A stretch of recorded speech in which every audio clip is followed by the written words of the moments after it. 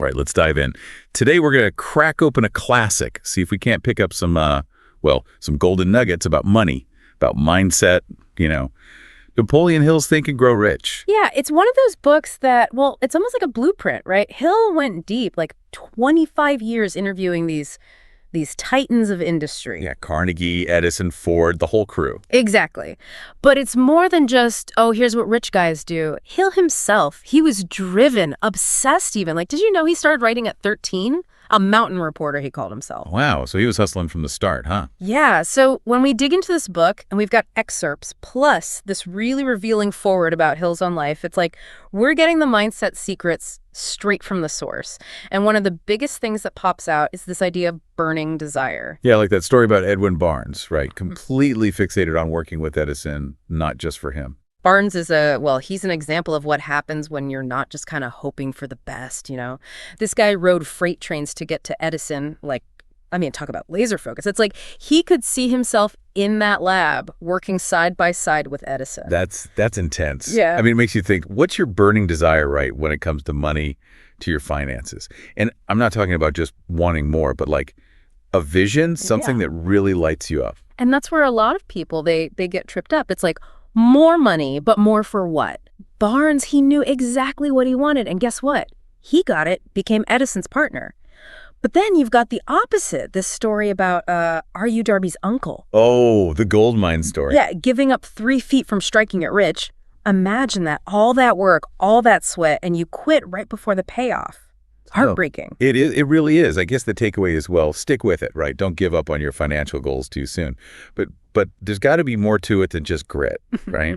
Oh, for sure. And this is where it gets interesting, because Hill brings in this element of, almost like faith, like that story with the little girl who just knew she'd get 50 cents from her uncle. Ah, yeah. Like it was already a done deal in her mind. Exactly. That's the power of belief. She didn't just ask, she demanded it. Yeah. And it's like that unwavering expectation. It's somehow it kind of nudged the uncle into action. It's like, what do you truly believe about your financial potential? Because a lot of times those beliefs, they become reality. Wow, that's pretty deep.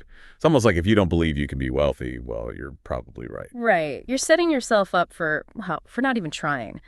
But Hill goes even further. He tells this really personal story, his son being born without ears. And he just refused to accept that as a limitation, as the end of the story. That's powerful, like the power of a parent's belief in their child. Exactly. And it's not just some feel-good story. It's showing that belief. When it's paired with that burning desire, it can literally change your reality. So applied to finances, it's like, what limitations are we accepting that maybe don't even have to be there? Right. Maybe we're holding ourselves back without even realizing it. And that's a great transition to this, almost epic story about the birth of U.S. Steel, about Charles Schwab and his, audacious vision. Yeah, he had this idea for this massive steel corporation. He didn't just sit on it. He went straight to J.P. Morgan. And the thing is, Schwab was working for Carnegie at the time, so it was a huge risk. He was putting it all on the line. And that's what's so instructive. Desire, check. Faith in his vision, check. But then planning, action, persistence. This wasn't some lucky break. It was deliberate, fueled by that burning desire. And it worked. U.S. Steel became this billion-dollar giant. So even if our goals aren't, quite that massive, the principles are the same, right? Absolutely. Find that idea, that thing you're passionate about, and don't let anyone tell you it can't be done.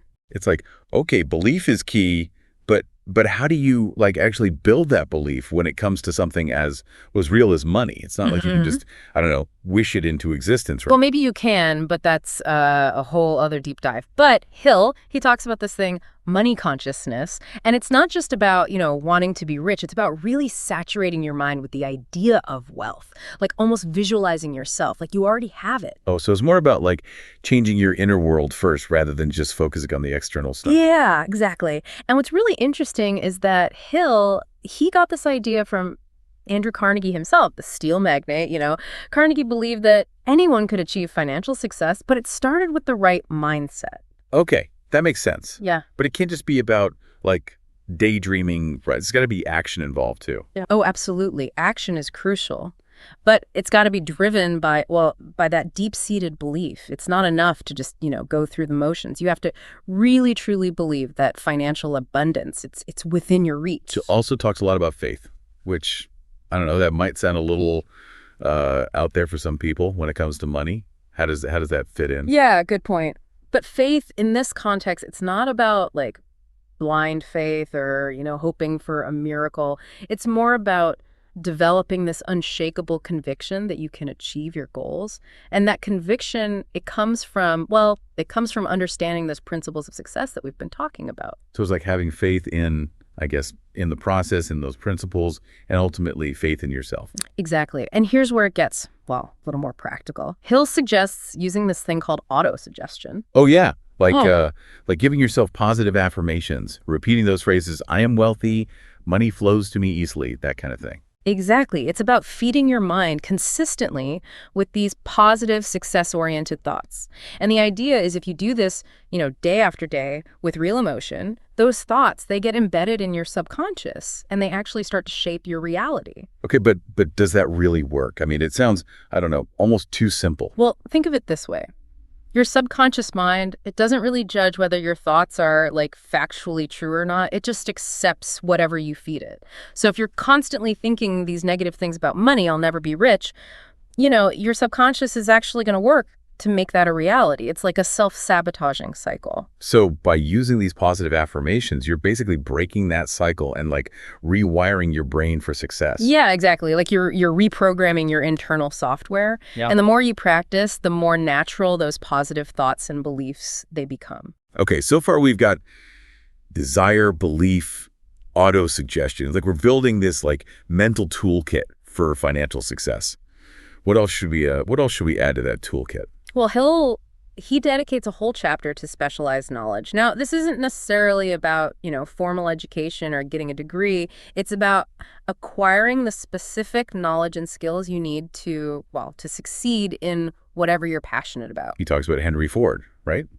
Didn't have much formal schooling, but, he became one of the wealthiest men in America. Exactly. Ford, he understood that he didn't need to be an expert in everything. He built this thing called a mastermind group. He was a team of people, each with their own expertise, and he tapped into their collective knowledge to build his empire. That's smart. It's like recognizing your own strengths and then finding people who can, fill in the gaps. It's all about collaboration, leveraging the power of a team, right? It's the same principle behind building a business or even managing your own money. You don't have to do it all alone. There are experts who can guide you. So it's about being open to learning, seeking out mentors, and building that network, like a support system for your journey. Absolutely. Recognizing that you don't have to have all the answers. The key is being willing to learn, to ask for help, and to surround yourself with people who've got your back. This is actually starting to feel really empowering. Like we're not just, at the mercy of fate. We actually have some control over our financial destinies. And that's exactly Hill's point. You're not a victim of circumstance. You have the power to shape your financial future. It's all about adopting the right mindset, believing in yourself, and then taking action. Now, I'm curious, all these millionaires that Hill interviewed, did they all have these easy paths to success? Or did they face, challenges, setbacks along the way? Oh, they definitely faced their share of struggles. In fact, Hill, he found that most of them, they went through some pretty significant challenges, failures even, moments of doubt. Their journeys, they weren't always, smooth sailing. So it sounds like they weren't, superhuman or anything. They were just ordinary people who faced, extraordinary challenges. Yeah, that's it. But what set them apart, it was their ability to bounce back, to keep going, even when things got tough. Hill calls it persistence. And it's a big one. It's like that saying, fall 7 times, stand up 8. Exactly. That unwavering determination. Remember the gold mine story? Giving up just 3 feet from the goal. Oh, man. Could you imagine? Right. Persistence, it's often the difference between making it and not.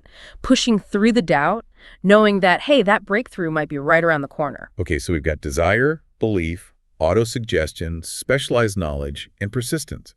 It's like a whole mental framework for success, especially with money. And there's one more piece we got to add, and this one's a bit more abstract. Imagination. Hill, he believed that being able to imagine things, to see them in your mind's eye before they're real, that's crucial for achieving anything big. He even calls it the workshop of the mind, which I love. Yeah. That's where, ideas are born, right? Where you figure out, okay, how do I actually make this happen? Yeah, without imagination, we're stuck with what already exists. But with it, while the possibilities are endless, it's about stretching the boundaries, seeing yourself living that dream life, that financially abundant life. Wow, this has been eye-opening. I feel like I'm looking at things, especially, finances, Yeah. in a whole new way. I'm glad to hear that. And that's the power of these principles. It can really change your perspective, make you realize you've got more control than you thought.